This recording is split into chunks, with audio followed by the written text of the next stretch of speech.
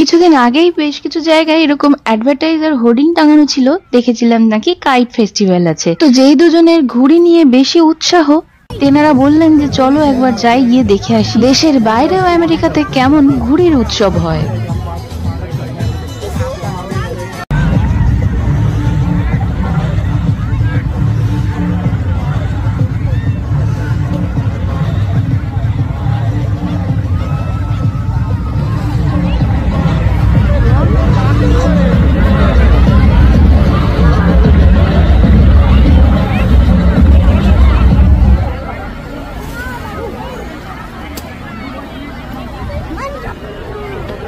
এই হলো তোমার সুতো।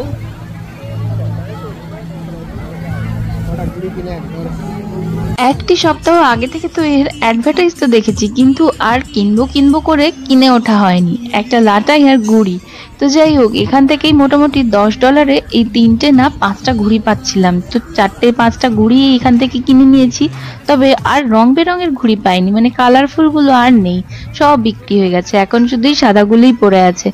তো দীপ তাই কিনে এনেছে $10 আর বললো যে এ বাবা, লাটাই তো নেই, লাটাই ওদের শেষ হয়ে গেছে সব। তাই এখন জুগাড় ছাড়া আর উপায়ও নেই। তো জুগাড় হিসেবে আনা জলের বোতলগুলোকে লাটাই হিসেবে ব্যবহার করে নিলাম। আর ঘুড়িগুলো তো কিনলাম। আর লাটাইয়ের সুতোগুলো মাঠে প্রায় 100 ঘুড়ি কেটে পড়ে আছে। তো সেই কাটা ঘুড়ির সুতোগুলোকে জড়ো করে লাটাইয়ের সুতো।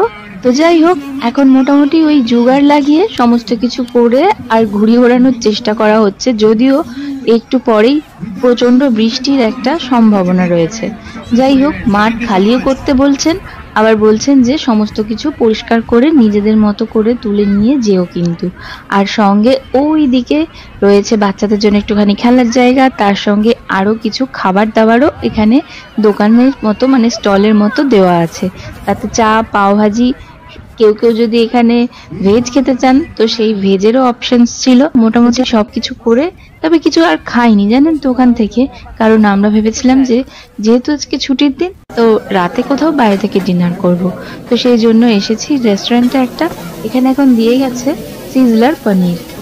খাবার খেতে খেতে, মানে খাবারটি মুখে ঢোকাতে অথবা খাবার মুখে তুলতে চামচ দিয়ে বা হাতে করে এই জিনিসটা ভিডিও করতে গেলে আমার যে কি প্রচন্ড হাসি পায়, আর সেই জন্যই আমি হেসে ফেলছি।